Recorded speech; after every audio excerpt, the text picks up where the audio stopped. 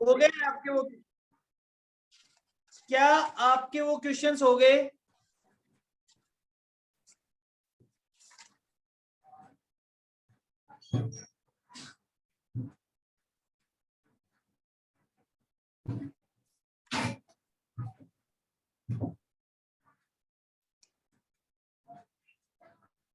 Last 3 नहीं हुए? हाँ, मतलब 1 to 7 तक, 1 to 7 तक, 1 to 7 शायद मैंने आपको 1 to 7 तक के लिए ही बोला था।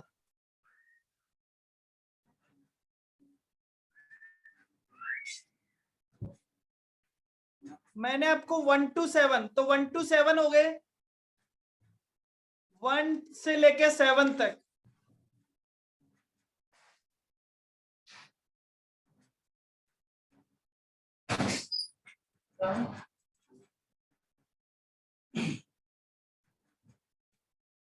प्रियांशी बेटा आपका माइक ऑन है? हाँ, 1 से लेके 7 तक, थर्ड नहीं हुआ। ओके, थर्ड क्वेश्चन नहीं हुआ। और बताइए, कनिका आपके 1 to 7 कंप्लीट हो गए क्या?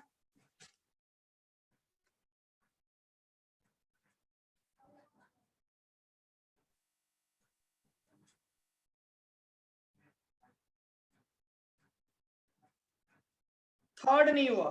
ओके, थर्ड क्वेश्चन नहीं हुआ।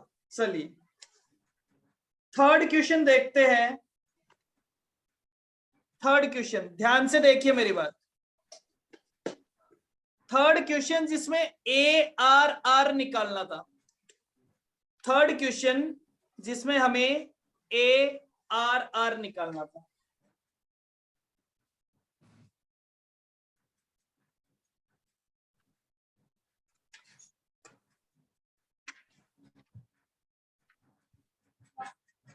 चलिए थर्ड क्वेश्चन क्या कहता है बेटा? थर्ड क्वेश्चन ARR जब आप निकालते हो, ARR जब आप निकालते हो, तो मैंने आपको कहा था कि ARR वाले क्वेश्चन में आपको किस किस चीज की जरूरत पड़ती है? ARR वाले क्वेश्चन में आपको दो चीजों की जरूरत पड़ती है।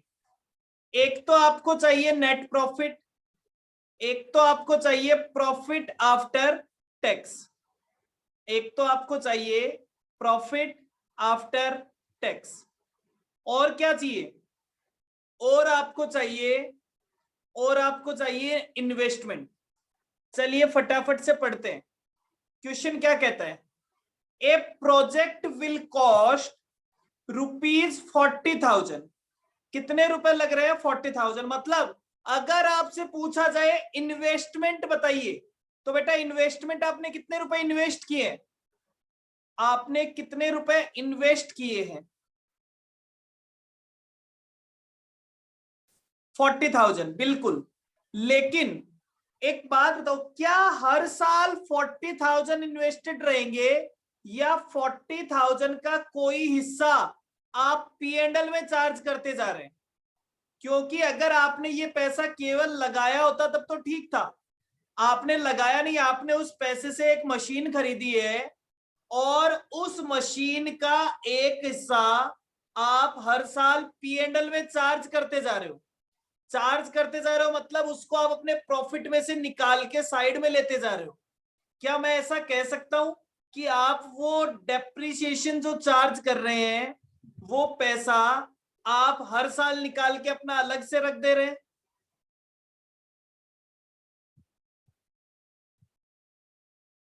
क्योंकि ARR मेथड में डेप्रिसिएशन को काउंट किया जाता है। ARR मेथड में डेप्रिसिएशन को काउंट किया जाता है, मतलब हर साल के एंड में आपने जितना डेप्रिसिएशन लगाया है उतना पैसा आप वापस से निकाल के लेके जा रहे हैं। ठीक है, चलिए तो अब आगे पढ़ते हैं।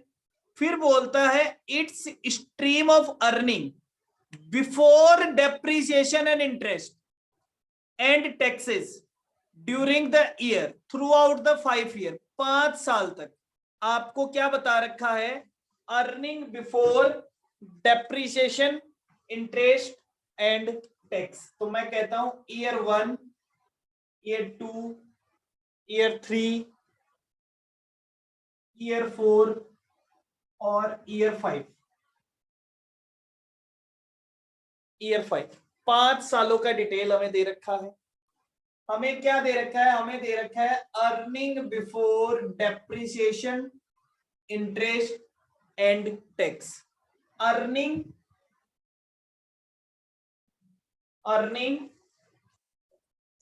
Before depreciation, interest and tax. कितना कितना दे रखा है? हर साल का हमें दे रखा है 10,000, 12,000, 14,000, 16,000 एंड 20,000। अब हम इसमें से लेस कर देते हैं डेप्रीसिएशन। डेप्रीसिएशन कितना है? डेप्रीसिएशन बताइए बेटा। डेप्रीसिएशन है 40,000 की मशीन है जिसकी 5 साल की लाइफ है। 5 साल की लाइफ है, तो हर साल का एसएलएम मेथड से लगाना है। एसएलएम मेथड से लगाना है 20%। 8,000, 8,000, 8,000, 8,000 और 8,000। डन। तो हर साल हमने इतना डेप्रिसिएशन लगा दिया। तो ये आ गया earning before interest and tax. Depreciation लग चुका है, तो अब ये हो गया earning before interest and tax. 2,000, 4,000, 6,000, 8,000 और 12,000। क्या आपको कोई इंटरेस्ट बता रखा है क्या बेटा? क्या आपको कोई इंटरेस्ट बता रखा है क्या? अगर इंटरेस्ट होता तो मैं इंटरेस्ट को टैक्स से पहले माइनस करता। इंटरेस्ट हमेशा टैक्स से पहले माइनस होता है इंटरेस्ट, लेकिन इंटरेस्ट है ही नहीं, बता ही नहीं रखा। ठीक है साहब, तो क्या मैं टैक्स माइनस कर दूं? तो मैंने किया माइनस टैक्स। मैं ऐसा भी लिख सकता हूं, समझाने के लिए लिख रहा हूं, आपको लिखने की जरूरत नहीं है। माइनस इंटरेस्ट कुछ भी नहीं है, तो ये आ गया अर्निंग बिफोर टैक्स। 2,000, 4,000, 6,000, 8,000, 12,000। मुझे इंटरेस्ट है ही नहीं क्वेश्चन में।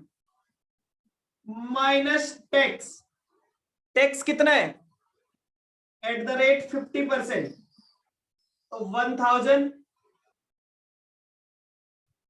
2,000, 3,000, 4,000 और 6,000। तो ये मेरे पास आ गया साहब, इसे हम बोल देते हैं profit after tax. Profit after tax 1,000, 2,000, 3,000, 4,000 और 6,000। बेटा क्या 1 साल का प्रॉफिट है या 5 साल का प्रॉफिट है? 5 सालों का। तो हमें टोटल लेना चाहिए या एवरेज लेना चाहिए? जब एआरआर निकालेंगे तो क्या 5 सालों के अलग अलग निकालेंगे? नहीं, हमें तो एआरआर कितनी निकालनी है? प्रोजेक्ट की एआरआर निकालनी है, पूरे प्रोजेक्ट की एआरआर निकालनी है। प्रोजेक्ट है 5 साल का, तो 5 सालों का एवरेज प्रॉफिट आफ्टर टैक्स निकाल लीजिए। एवरेज प्रॉफिट आफ्टर टैक्स सबका टोटल कीजिए, डिवाइड बाय 5 कीजिए। सबका टोटल कीजिए, डिवाइड बाय 5 कीजिए। 3, 3, 6, 10, 16, 16,000 डिवाइडेड बाय 5। तो एवरेज प्रॉफिट कितना हो गया? एवरेज प्रॉफिट आफ्टर टैक्स, ये मेरा पहला आइटम आ गया। एवरेज प्रॉफिट आफ्टर टैक्स आ गया 3,200। Okay, clear?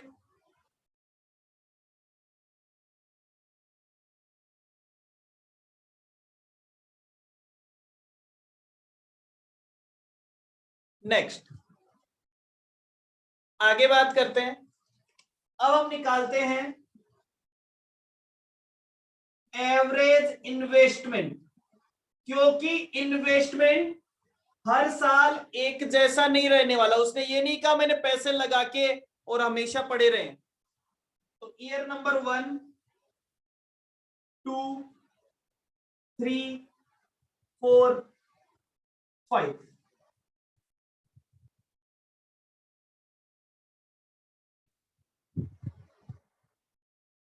बिगिनिंग, पहले साल के बिगिनिंग में 40,000, पहले साल के बिगिनिंग में कितना था 40,000, पहले साल के एंड में कितना हो गया, पहले साल के एंड में कितना डेप्रिसिएशन लगा दिया। मतलब डेप्रिसिएशन का पैसा किसी को देते तो है नहीं, मतलब वो पैसा तो अपन ने निकाल के अपने पास रख लिया। कितना रखा है 40,000 पे पहले साल 8,000 का डेप्रिसिएशन लगा है।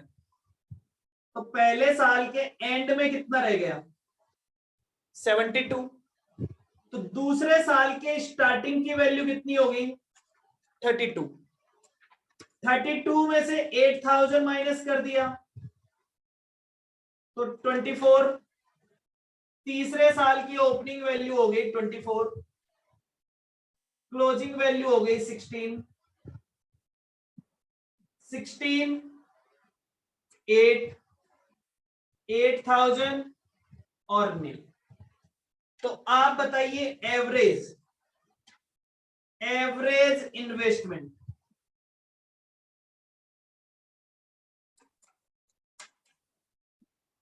एवरेज कैसे निकालते हैं, opening plus closing divided by 2।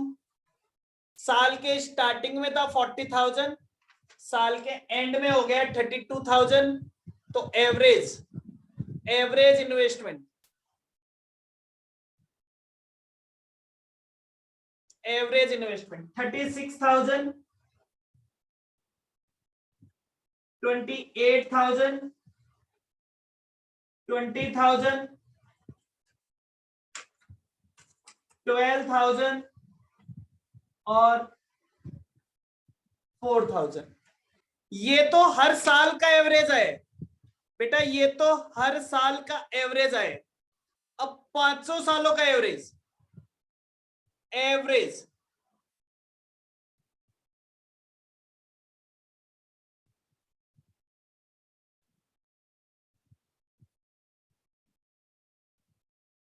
500 सालों का एवरेज सबका टोटल कीजिए, डिवाइड बाय 5 कीजिए। टोटल हो गया 36, 14, 64, 84, 86, 1 लाख।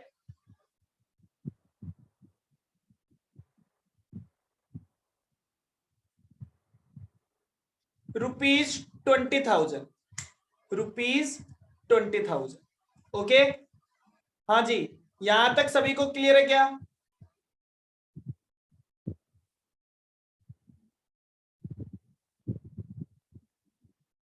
दो चीजें हमें चाहिए, हमें एवरेज प्रॉफिट आफ्टर टैक्स चाहिए। हमने पूरे प्रोजेक्ट का एवरेज प्रॉफिट आफ्टर टैक्स निकाल लिया। हमें एवरेज इन्वेस्टमेंट चाहिए, हमने पूरे प्रोजेक्ट का एवरेज इन्वेस्टमेंट निकाल लिया। अब हमें क्या निकालना है, ARR निकालना है। ये क्लियर है तो आगे बढ़े।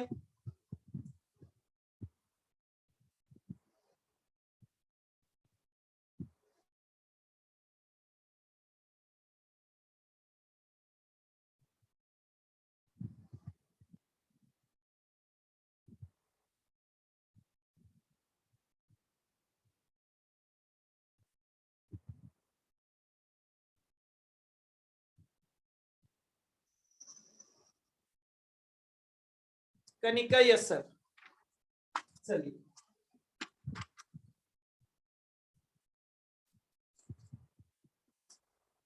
ARR is equals to average investment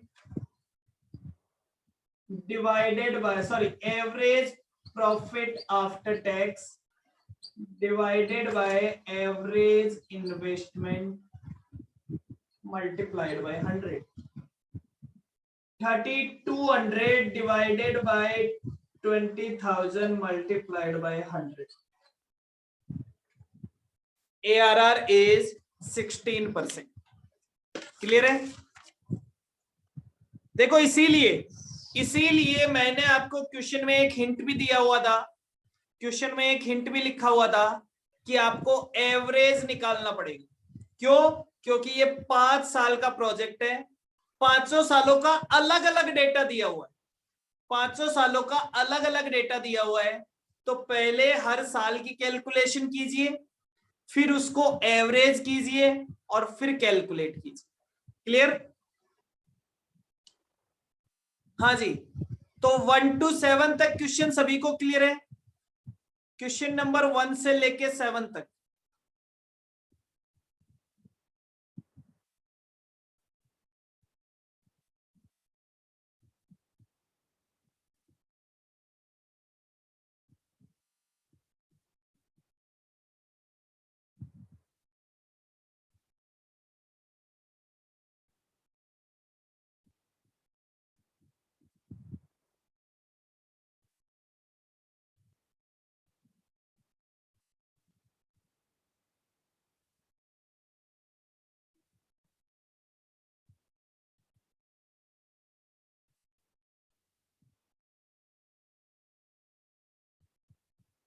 चलिए अब बात करते हैं।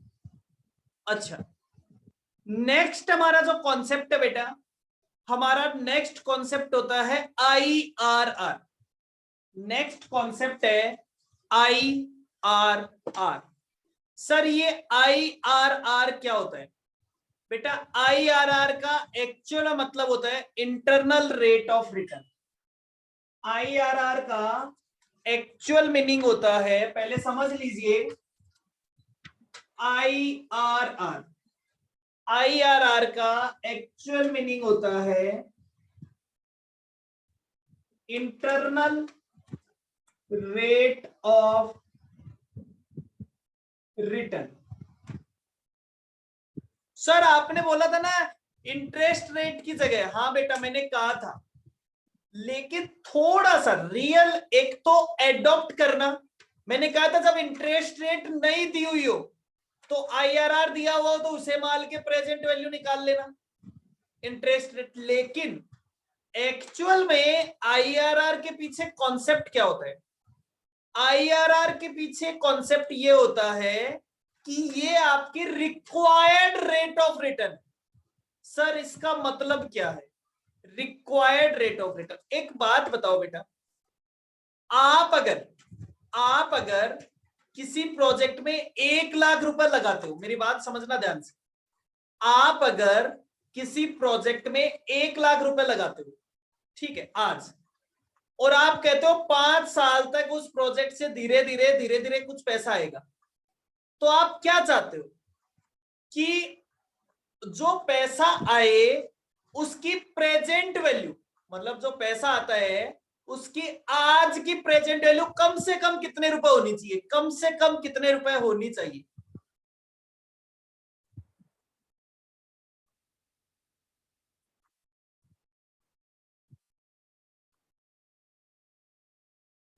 कम से कम 1 लाख होनी चाहिए। मतलब आप ये चाहते हो कि आपने आज 1 लाख रुपए लगाए, तो फ्यूचर में जो आपके पास पैसा आता है उसकी प्रेजेंट वैल्यू निकालो तो वो कम से कम 1 लाख रुपए आनी चाहिए। तो IRR यही कहता है, IRR कहता है कि वो प्रेजेंट वैल्यू के लिए जो आप रेट काम में लेंगे वो कौन सी रेट होगी, वो कौन सी रेट होगी। तो मैंने कहा इसका मतलब IRR क्या चाहता है? IRR वो वाली रेट होती है जिस रेट पे present value of cash inflow, जिस रेट पे present value of cash inflow present value of cash outflow के बराबर हो जाए। तो IRR कौन सी रेट होती है? IRR is a discount rate, IRR is a discount rate. और required rate at which present value of cash inflow is equal to the present value of cash outflow. Clear? समझ गए मेरी बात? याद रह जाएगी ये बात. ये आपसे शॉर्ट नोट में भी पूछा जाता है कि व्हाट इज आईआरआर. तो हम कहते हैं IRR is, IR stands for internal rate of return. IRR is the discount rate at which IRR is a discount rate at which present value of cash inflow is equal to the present value of cash outflow. Clear? समझ गए? ऐसा भी कह सकते हो, ऐसा भी कह सकते हो कि अगर आप IRR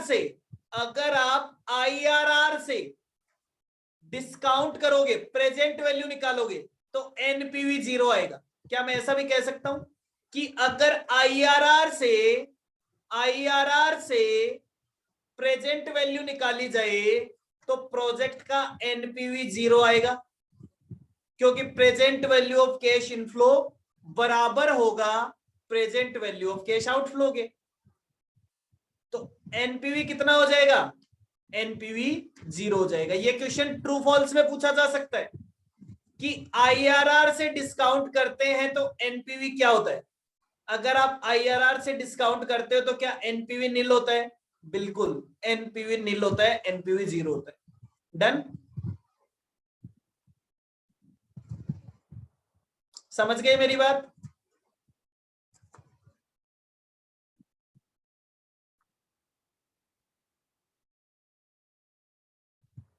चलिए, तो पहले इसको फटाफट से इसकी डेफिनेशन लिखते हैं, फिर इसका फॉर्मूला लिखते हैं. पहले इसकी डेफिनेशन लिखते हैं, फिर इसका फॉर्मूला लिखते हैं.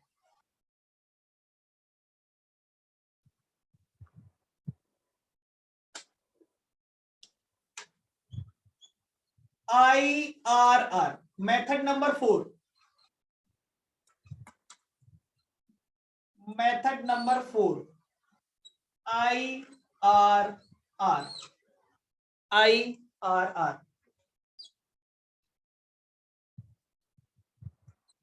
Internal rate of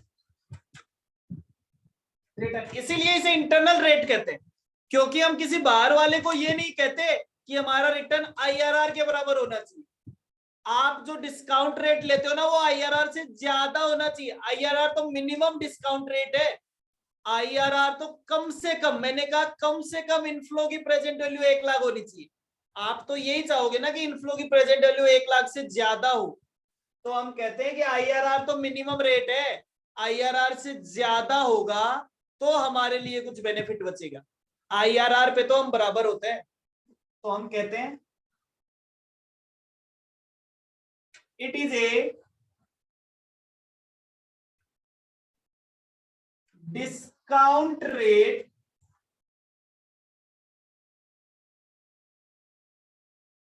at which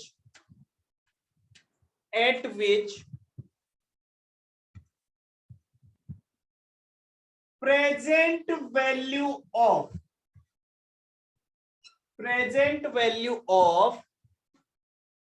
cash inflow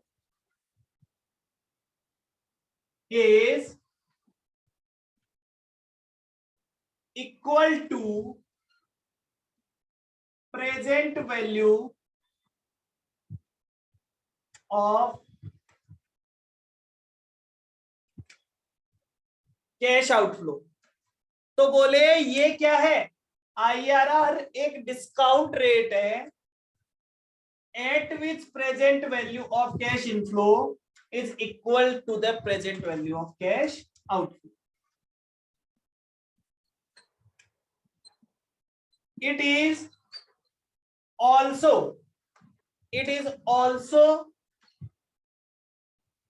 known as minimum required rate of return. इसे minimum required rate of return भी कहते हैं, इसे minimum required rate of return भी कहते हैं। एट IRR, हम कहते हैं if IRR taken for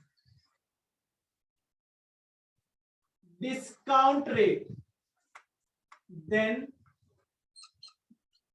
NPV is 0।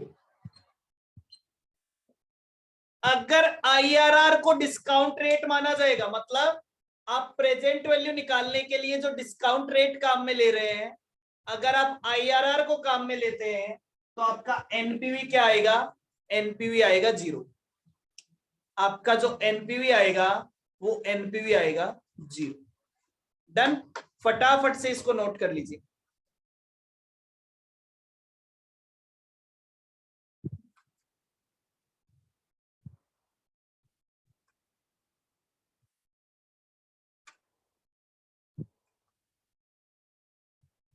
आपका NPV हो जाएगा 0।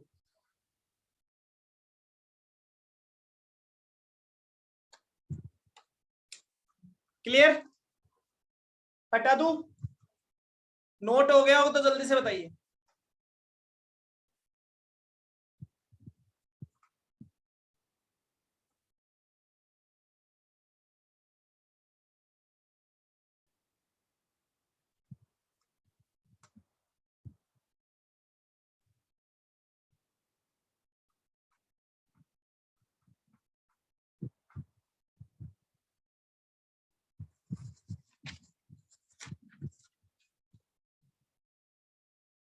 एकता done.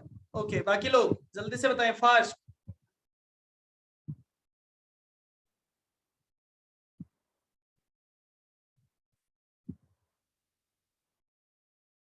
Kanika done. Okay, 1 minute.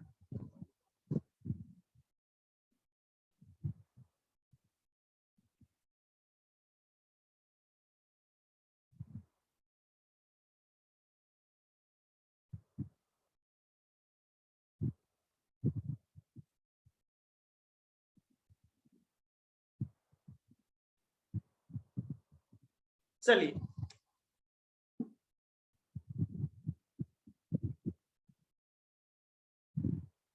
IRR का फॉर्मूला लिखते हैं। IRR, तो IRR इज इक्वल्स टू, बहुत इंपॉर्टेंट फॉर्मूला है, ध्यान से देखिए।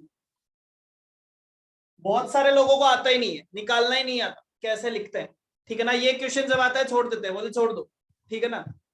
तो ये कहता है LDR। पहले फॉर्मूला लिख लो फिर समझते हैं। LDR plus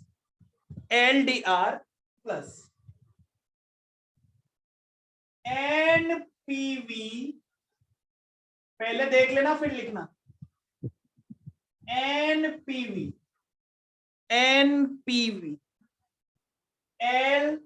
LDR, NPV LDR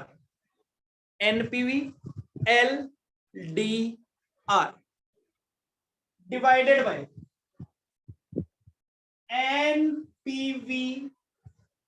NPV LDR minus NPV HDR।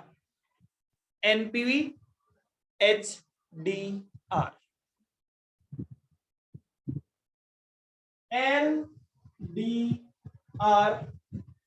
LDR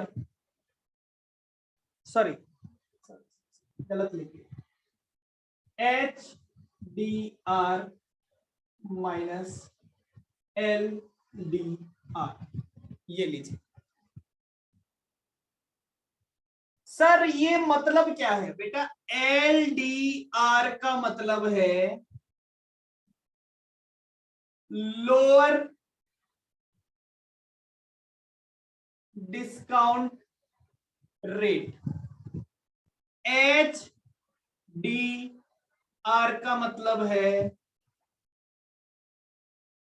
higher discount rate. अच्छा एक बात बताओ, डिस्काउंट रेट जितना कम होगा, डिस्काउंट रेट जितना कम होगा, एनपीवी उतना ज्यादा होगा या कम होगा? मान लो डिस्काउंट रेट जितना कम होगा, एनपीवी उतना ही ज्यादा होगा या कम होगा?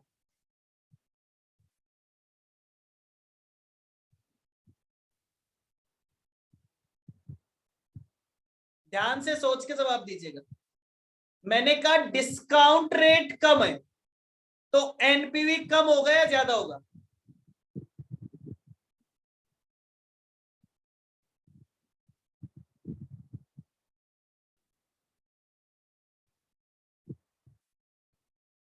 आप एनपीवी निकाल चुके हैं?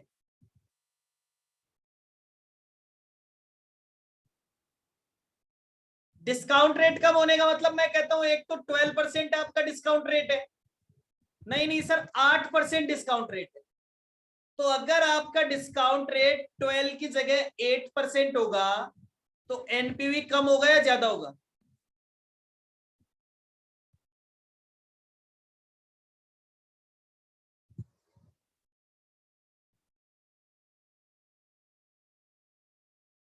नहीं पता, चलिए और थोड़ा सा पीछे जाते हैं। मान लीजिए डिस्काउंट रेट कम होगा तो present value of cash inflow कम होगी या ज्यादा होगी? मैंने आपको इनफ्लो दे रखे हैं 10,000 रुपए, 8,000 रुपए, 6,000 रुपए और 4,000 रुपए। मैं कहता हूं कि साहब इनकी प्रेजेंट वैल्यू निकालो। अगर आपकी डिस्काउंट रेट 10% है तो आप जो प्रेजेंट वैल्यू आएगी, मैं कहता हूं नहीं डिस्काउंट रेट 6% है तो डिस्काउंट रेट को 6% करने से, डिस्काउंट रेट को 10 से 6 करने से जो प्रेजेंट वैल्यू आएगी वो कम होगी या ज्यादा होगी? अगर डिस्काउंट रेट कम होगी तो प्रेजेंट वैल्यू कम होगी या ज्यादा होगी? मान लो कनिका डिस्काउंट करती है 10% से, सुहानी डिस्काउंट करती है 6% से, तो किसका प्रेजेंट वैल्यू ज्यादा होगा? कनिका डिस्काउंट करती है 10% से, सुहानी डिस्काउंट करती है 6% से, तो किसका present value of cash inflow ज्यादा होगा? सुहानी का ज्यादा होगा। और जिसका कैश इनफ्लो ज्यादा होगा एनपीवी भी उसी का ज्यादा होगा। अगर present value of cash inflow ज्यादा है तो एनपीवी भी ज्यादा आएगा या नहीं आएगा? बिल्कुल आएगा।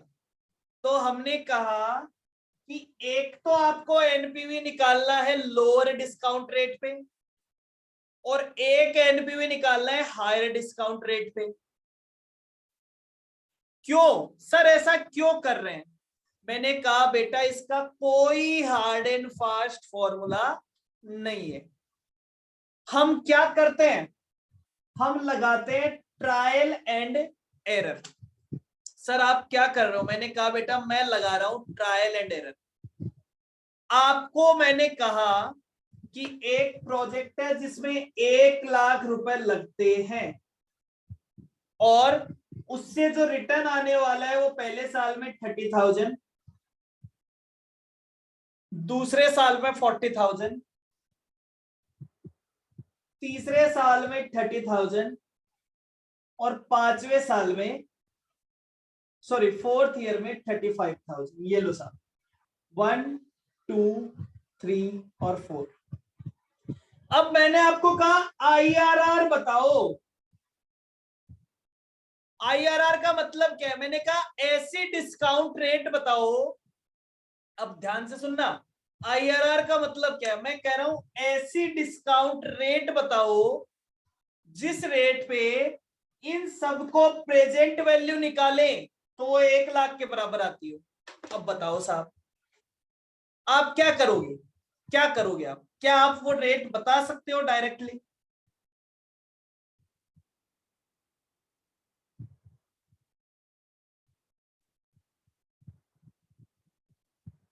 नहीं बता सकते। तो फिर आप क्या करके देखोगे? सिंपली सबसे पहला आंसर होगा, सर हम एक कोई भी रेट ले लेते हैं। मैं कहता हूं कि तरीका क्या है, तरीका क्या है करने का? आप सबसे पहले कोई भी एक रेट ले लो, कोई भी एक। सर वो पहली रेट कोई भी ले ले, मैंने कहा आपके जो मन में आए ना बेटा, वो वाली रेट ले लो। सर 10% ले ले, मैंने कहा ले लो बेटा 10% ले लो, पहली रेट क्या ले लो? 10%। तो चलिए साहब, 10% के फैक्टर आपको पता है 0.909। फिर कितना आता है? पहला होता है 0.909, दूसरा बताओ।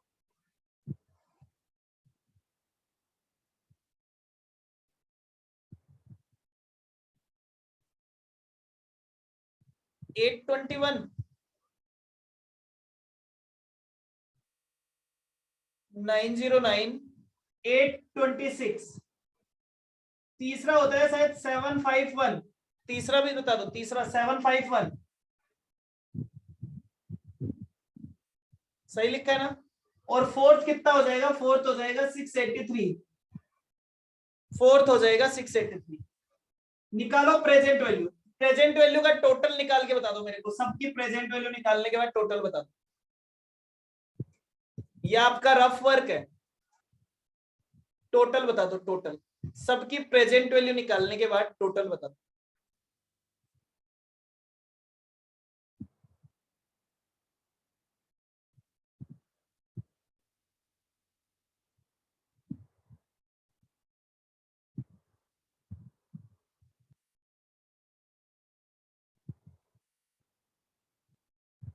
106, 106,745। ये लो सर, ये कौन सी डिस्काउंट रेट से है? ये 10% से है। मतलब क्या ये 1 लाख के बराबर है क्या? क्या ये 1 लाख के बराबर है क्या? इसका टोटल कितना था? इसका टोटल था 1,35,000। इसका टोटल था 1,35,000। इसको आपने 10% से डिस्काउंट किया, तो ये वैल्यू कम होके हो गई 106,745। मतलब अगर आपको इसको 1 लाख के बराबर करना है, तो आपको डिस्काउंट रेट को कम करना पड़ेगा या ज्यादा करना पड़ेगा? आपको डिस्काउंट रेट को कम करना पड़ेगा या ज्यादा करना पड़ेगा?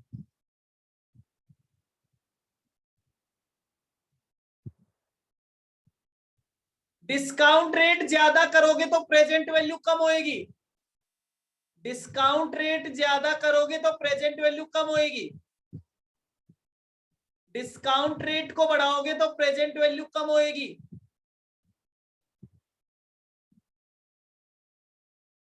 तो मुझे बताओ, क्या मुझे इसे 1 लाख करने के लिए डिस्काउंट रेट को बढ़ाना चाहिए?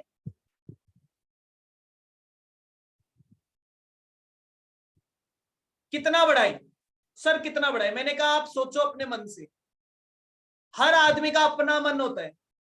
तो सर एक काम करते हैं, कनिका कहते हैं सर 20% ले लो, तो पक्का है इससे कम ही होगा, पक्का है इससे कम ही आएगा। मैंने कहा बेटा ऐसा भी नहीं कि अपन बहुत ज्यादा ले ले, क्योंकि अगर अपन बहुत ज्यादा लेंगे तो फिर गैप बहुत बड़ा हो जाएगा।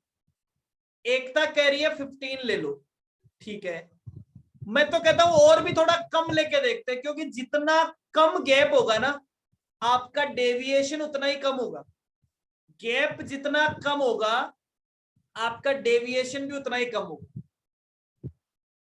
12%, तो हम पहले लेते हैं 12%। ट्रायल एंड एरर है, मैं तो ट्रायल कर रहा हूं, इसीलिए मैंने इस मेथड को क्या नाम दिया? मैंने नहीं, बड़े लोगों ने नाम दिया ट्रायल एंड एरर। चलो अब लिखते हैं 12%। 12% के फैक्टर्स 0.869। पहला 869 ही होता है ना? जल्दी से बता दो 12% वाले, आप सबके पास लिखे हुए होते हैं 12%। और वैसे में निकालना बहुत इजी है। 1 divided by 1.12 divided by 1.12 equal equal equal 892 होता है। 892 892 ठीक है। 93 92 बहुत ज्यादा लड़ाई करने की जरूरत नहीं। 797 797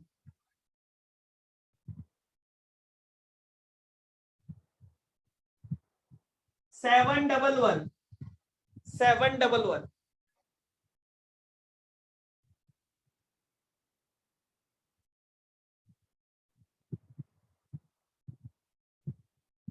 0.635। चलो सर, अब इनसे प्रेजेंट वैल्यू निकाल के बताओ। मैंने वो प्रेजेंट वैल्यू तो हटा दी, याद रखनी है 106। दोबारा से बता देना।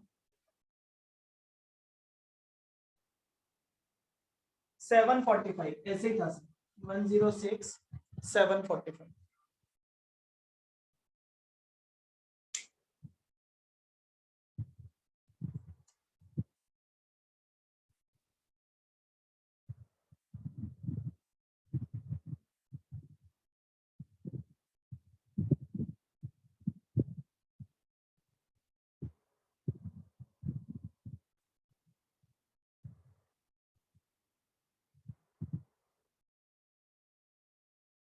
तो ये वैल्यू हो गई 102 195। इसका मतलब अभी भी कम रह गई, इसका मतलब अभी भी कम रह गई। तो अब मुझे पता है, देखो 2% मैंने बढ़ाया, 2% बढ़ाया तो ये लगभग 4000 का गैप बढ़ गया। ये गैप हो गया लगभग 4000 का। तो अब मैं अगली रेट ले लेता हूं 14%। अब मैं अगली रेट, थोड़े टाइम में आपको ये समझ में आने लग जाता है कि कितना ले तो कितना डिफरेंस आएगा। 14% ले लेते हैं। 14% 14% के फैक्टर बताना। 14%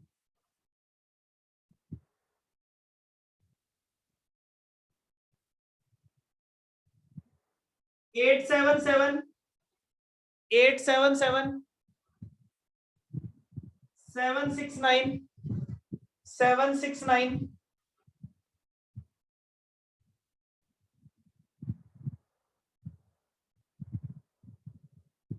674 674 592 592। अब प्रेजेंट वैल्यू निकालो।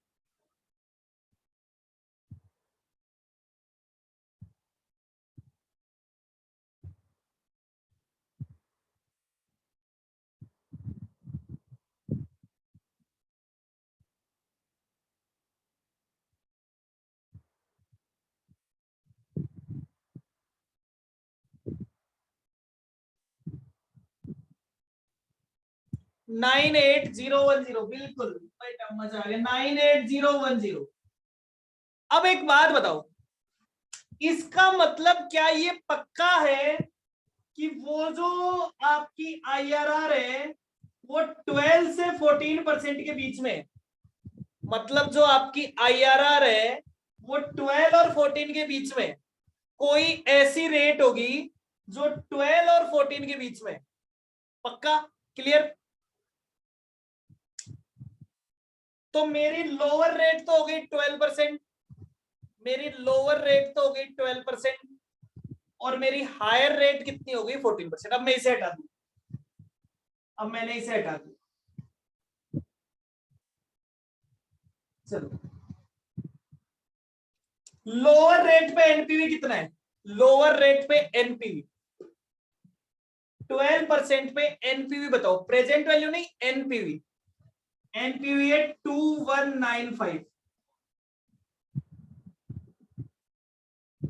एनपीवी है माइनस का 2195, माइनस का, सॉरी हाँ माइनस का 2195। Present value of cash inflow इतना आता है, सॉरी 2195 प्लस क्या है? 2195 प्लस 2195 प्लस, क्योंकि present value of cash inflow है 1,02,195, present value of cash outflow है 1 लाख, तो ये हो गया प्लस का 2195 एनपीवी।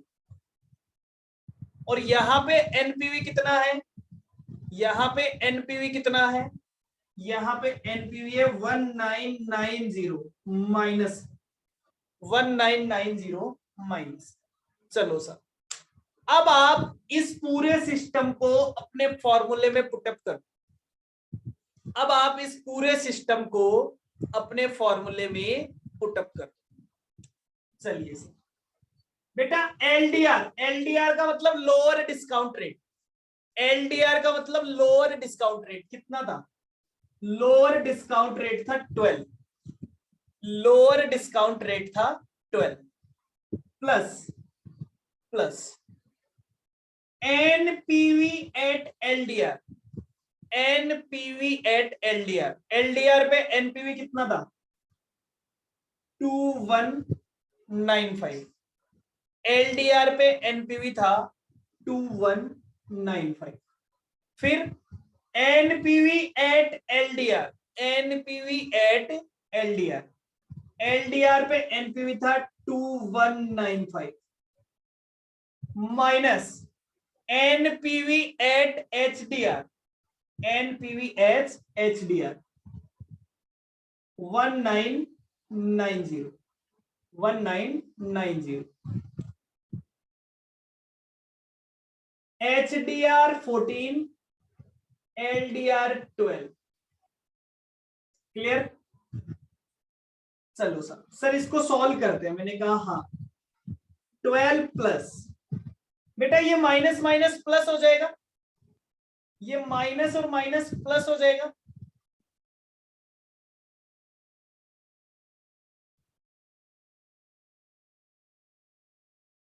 बता दो कितना होता है, वैल्यू बता दो। 2195 डिवाइडेड बाय 4185, और ये कितना हो गया 14 माइनस 2, ये हो गया 2। चलिए पहले इसको डिवाइड कीजिए, 2195 divided by 4185 multiplied by 2, multiplied by 2, multiplied by 2,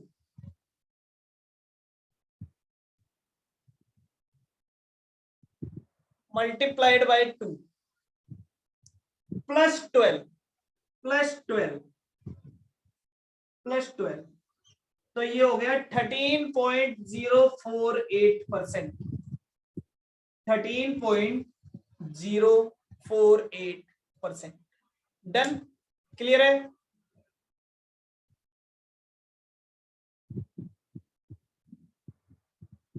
ये आपका हो गया IRR, IRR is equals to 13.048। Done? तो इसका मतलब सर ये है क्या, मैंने कहा बेटा अगर आप 13.048 से डिवाइड करोगे ना, अगर आप डिस्काउंट रेट लेते 13.048%, तो आपकी प्रेजेंट वैल्यू 1 लाख आती। आप करके देखेंगे तो एग्जैक्टली 1 लाख के आसपास आएगी, कोई 150 रुपए का डिफरेंस है अलग बात है, बाकी एग्जैक्ट 1 लाख के बराबर आएगी। क्लियर? तो हमने कहा कि IRR क्या होगी, IRR होगी 13.048%, इसीलिए हम कहते हैं ये इन दोनों के बीच में आती है। तो इंपॉर्टेंट क्या है, इंपॉर्टेंट ये पहले एक कोई भी रेट लेके देखो, उसके हिसाब से दूसरी रेट लेके देखो, आपको कौन सी 2 रेट लेनी है, एक तो वो वाली रेट जिसमें 1 लाख से ऊपर जाता हो, और एक वो वाली रेट जिसमें 1 लाख से नीचे आता हो। एक तो वो वाली रेट, अब 1 लाख क्या है, 1 लाख है present value of cash outflow, present value of cash outflow. तो एक तो वो डिस्काउंट रेट लो जिसमें इनफ्लो की वैल्यू आउटफ्लो से कम आती हो, एक वो वाली डिस्काउंट रेट लो जिसमें प्रेजेंट वैल्यू आउटफ्लो से ज्यादा आती, फिर आपके पास आपका रियल आंसर आ जाएगा। सर अब मान लो हम गलती से पहले 13% लेते, सर अगर हम पहले ही 13% लेते तो हमारा आंसर ही आ जाता। मैंने कहा हाँ ये आपका लक होता, इसीलिए तो कहते हैं ट्रायल एंड एरर। अब कई बार ट्रायल करने जाते हैं तो पहली बार में ही सही हो जाता है, कई बार ट्रायल करने जाते हैं तो पहली बार में ही सही हो जाता है, सही हो जाता है, तो ठीक है। क्लियर? समझ गए मेरी बात?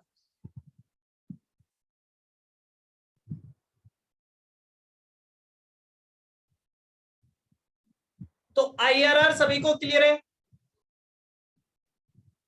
आईआरआर क्लियर है? आईआरआर में कोई कंफ्यूजन है? जल्दी से बताइए।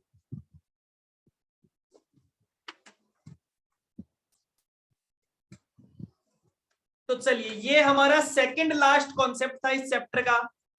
अब इस चैप्टर में केवल एक ही कॉन्सेप्ट बचा है जिसे कहते हैं MIRR या टर्मिनल वैल्यू। MIRR या फिर टर्मिनल वैल्यू। आप एक काम करेंगे आज, आप एक काम करेंगे,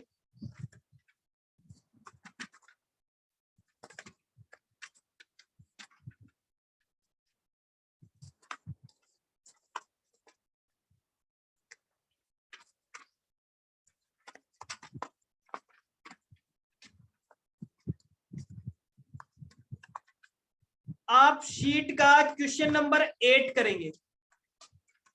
क्वेश्चन नंबर 8 जो मैंने आपको कल शीट भेजी थी ना, उस शीट का क्वेश्चन नंबर 8 जो आपको कल शीट भेजी थी, उस शीट का क्वेश्चन नंबर 8 करेंगे। ओके, आज वाले जैसा जैसा मैंने अभी कराया वैसा ही एग्जांपल है, वैल्यू चेंज है केवल थोड़ी सी, वैसा ही एग्जांपल है। और ध्यान से सुनिए,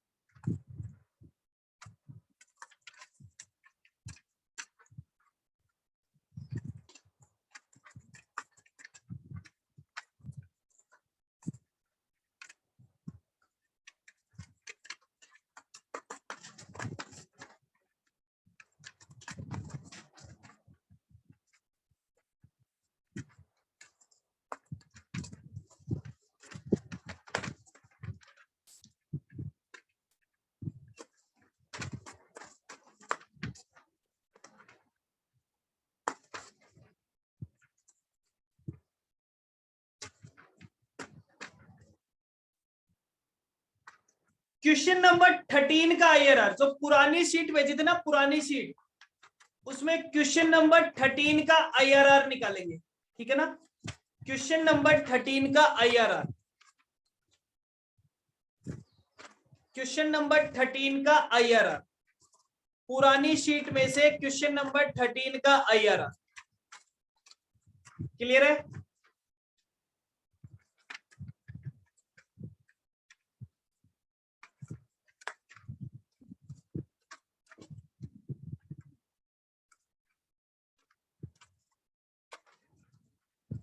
एवरीवन ओके?